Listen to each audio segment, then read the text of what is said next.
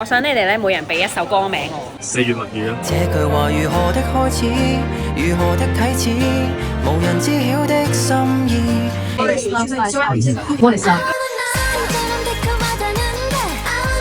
究竟林家謙嗰首《4月物語》變成 Twice 會係點呢？我哋將林家謙搖身一變變成女團先。林家謙嗰首歌呢，本身就好 emotional 啦，但係 Twice 嗰首歌呢，就比較可愛啲，講上戀愛。我哋唱歌嘅時候咧就唔可以這句話如何的開始，如何的啟齒，唔可以咁 melodic，就係要這句話如何的開始，如何的啟齒，即係好似好激動咁樣。改完歌詞部分，因為我覺得好緊要啊，呢件事係靈魂嚟嘅。先打個鼓俾佢先啦，循例係咪先？咁 Twice 咧就用好多 claps 嘅，一拍手，咁我都用拍手。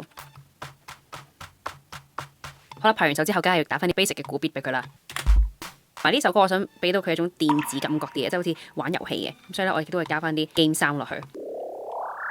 冇錯，就係要呢啲。咧就加翻陣高音啲嘅 synth 啦。因為咧女團好多人一齊唱噶嘛，咁所以我就要係咁 stack 我自己把聲落去啦。我就偷咗 Twice 嗰個 Twice 嘅。好，差唔多完成啦，大家一齊聽製成品。究竟林家謙可唔可以做女團呢？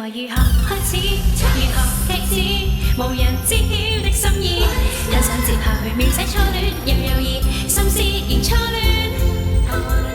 甚至我們在櫻花沙時，又會否剛好的鍾意？但你寫上我們的詩，如可以？